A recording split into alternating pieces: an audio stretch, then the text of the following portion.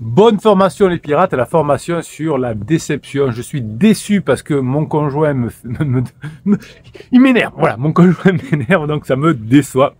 Eh bien, il y a des solutions quand on est déçu. Alors on peut être déçu de son conjoint, on peut être déçu de soi aussi, mais ça fait souffrir et ça permet pas d'avancer. D'où la formation qui sort aujourd'hui. Vous allez vous régaler. Vous allez parler de déception. Évidemment, vous ne serez pas déçu de votre travail parce que vous êtes des bosseurs.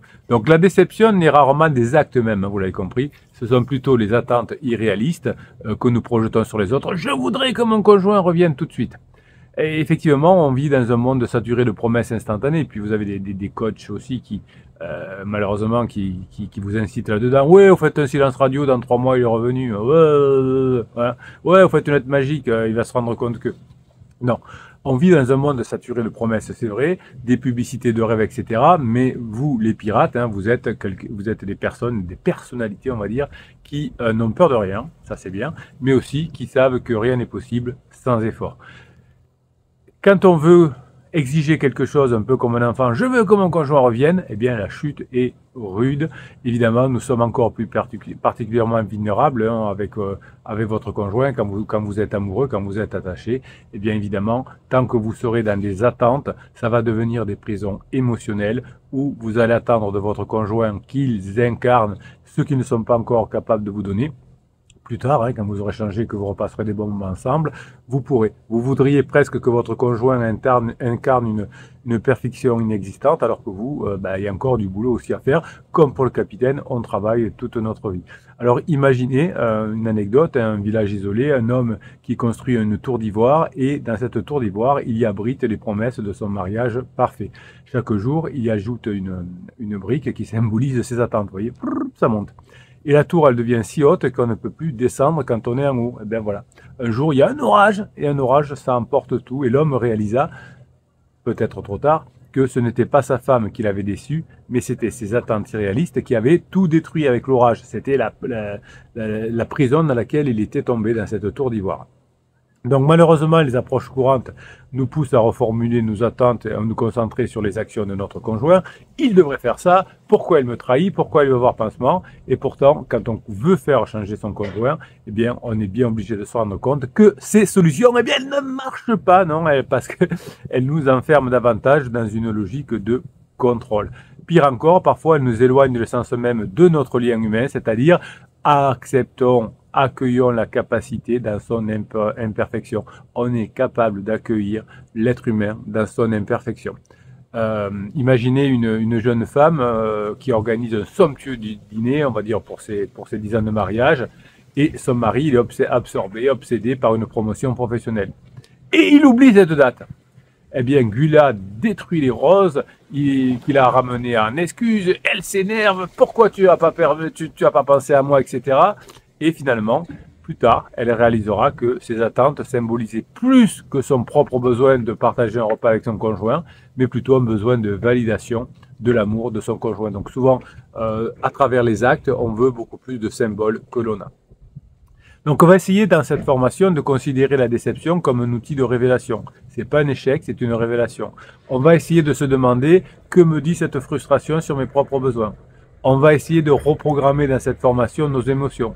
Hein, en neurosciences, on sait aujourd'hui qu'un exercice, par exemple, de visualisation négative pourrait réduire les attentes et augmenter l'appréciation de la réalité. C'est-à-dire qu'on va essayer de casser les scénarios idéaux finalement en imaginant des scénarios pires. Vous voyez, le but c'est pas d'être défaitiste, mais de dire ben voilà, qu'est-ce qui se passe si vous allez apprendre à le faire, si effectivement aujourd'hui je n'ai pas exactement ce qu'il faut. Et comme on va remplacer le court terme par le long terme, on va s'en sortir et on va observer notre partenaire, évidemment on va l'imaginer comme un étranger qui va redevenir bienveillant. Eh bien on va apprendre dans cette formation à suspendre nos jugements et vous allez découvrir des aspects oubliés de la personnalité de votre conjoint.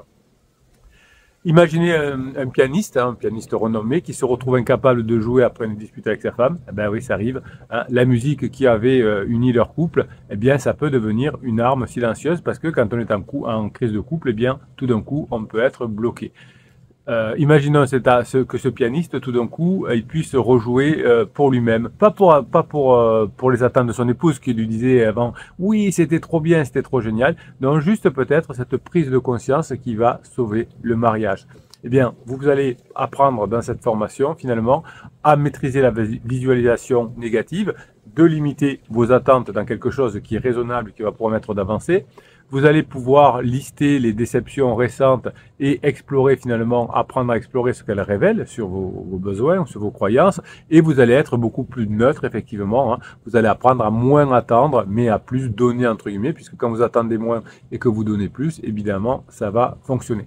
Finalement, nous sommes souvent blessés par nos proches, hein, plus que par nos étrangers, parce que finalement, l'écart vertigineux entre nos attentes et la réalité est beaucoup plus fort, surtout quand on est attaché à notre conjoint. Lorsque notre conjoint que l'on aime profondément faillit, ce n'est pas notre conjoint qui souffre et qui échoue, mais c'est aussi l'idéal que nous avons projeté sur notre conjoint.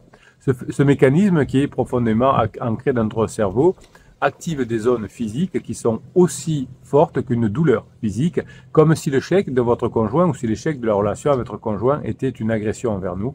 Et parfois, on prend les actions, les actes de notre conjoint comme une agression.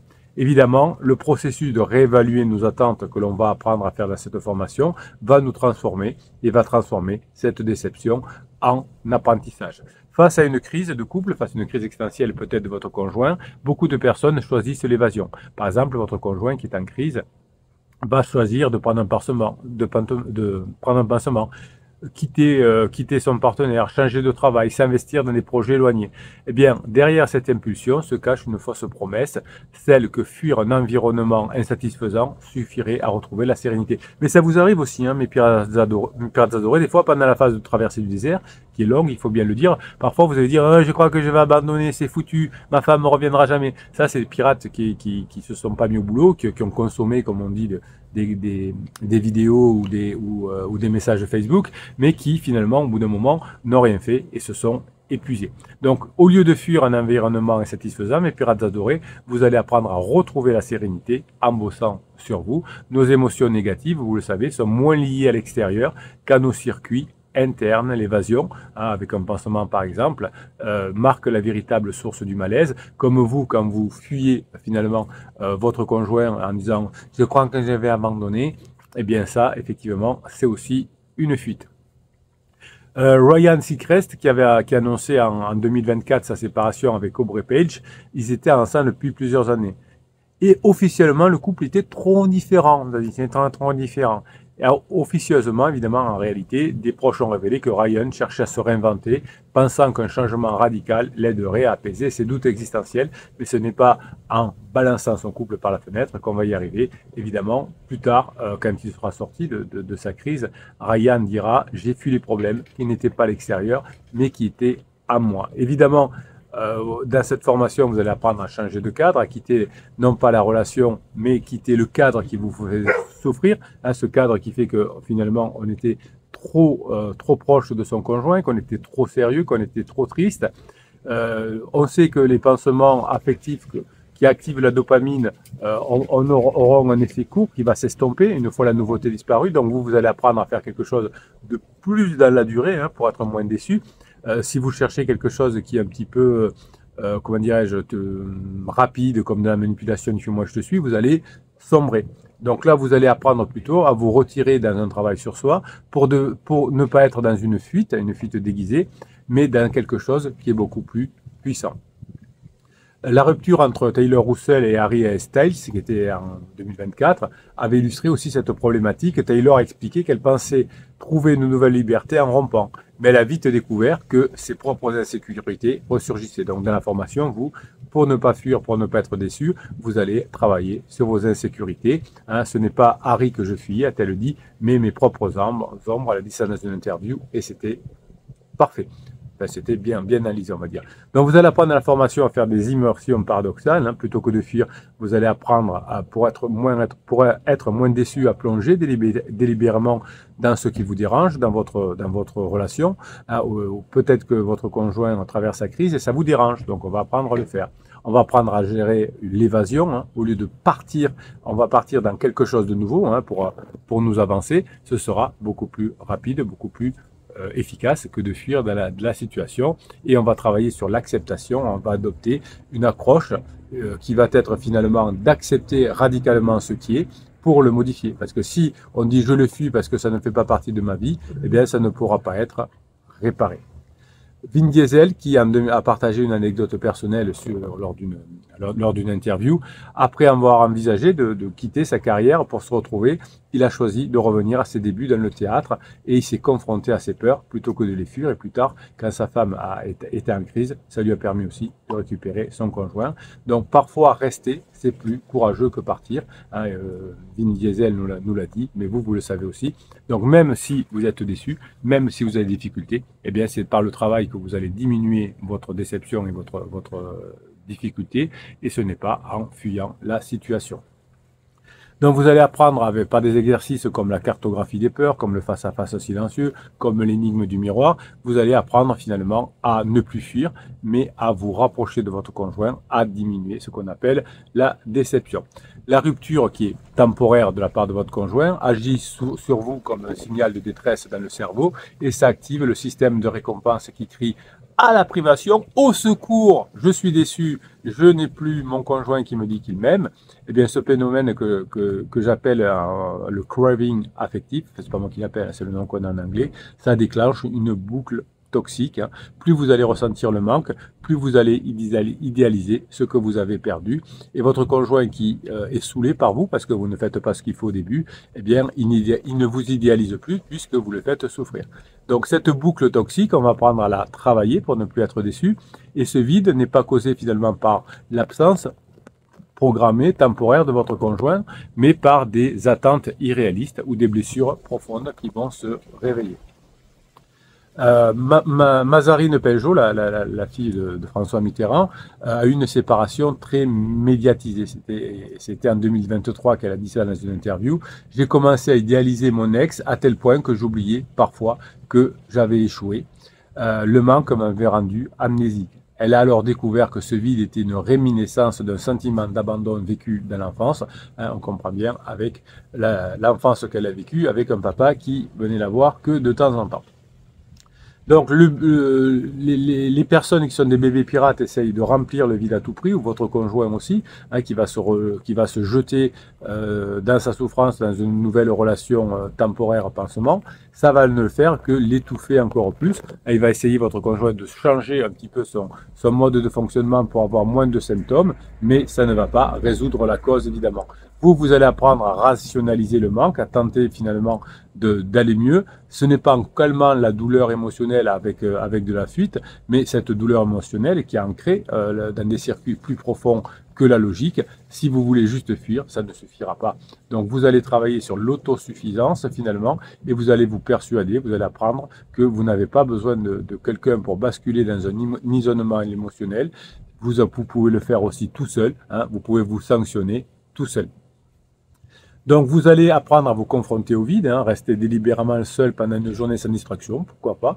Vous allez apprendre ce que j'appelle le rituel de l'absence pour être moins déçu, pour apprendre à mieux gérer les absences. Et vous allez aussi apprendre ce que j'appelle l'alchimie du vide, c'est-à-dire que vous allez apprendre à transformer un vide en espace créatif. Chaque fois que vous allez être bien, que vous allez être déçu, vous allez apprendre à lancer un projet qui n'a aucun lien peut-être avec le passé, mais qui va incarner une part de vous que vous n'avez pas exploré depuis longtemps. Donc finalement, à force de renommer votre manque, à force d'accepter des expériences de la distance, à force de créer ce que j'appelle une œuvre de vide, par exemple vous allez dessiner, vous allez écrire, vous allez construire quelque chose qui symbolise ce vide en vous, eh bien ça va vous apprendre à être beaucoup moins déçu. Et l'objectif évidemment est de vous rendre moins tangible, moins menaçant et que le problème de la déception ne vous fasse pas faire de bêtises, notamment de fuir votre travail ou de fuir le changement que vous avez besoin. Voilà mes pirates adorés. Alors si vous êtes sur YouTube, il suffit de cliquer sur afficher plus sur la descriptive de ce YouTube et vous trouverez le catalogue des 250 formations. Vous cliquez dessus, vous allez sur la formation comment gérer la déception et on se retrouve de l'autre côté. Si vous êtes déjà sur la page explicative de la formation, eh bien vous cliquez sur oui, je le veux et on se retrouve aussi de l'autre côté. Mes pirates adorés, je vous kiffe. Passez la formation que vous méritez, vous verrez, vous ne serez pas déçus.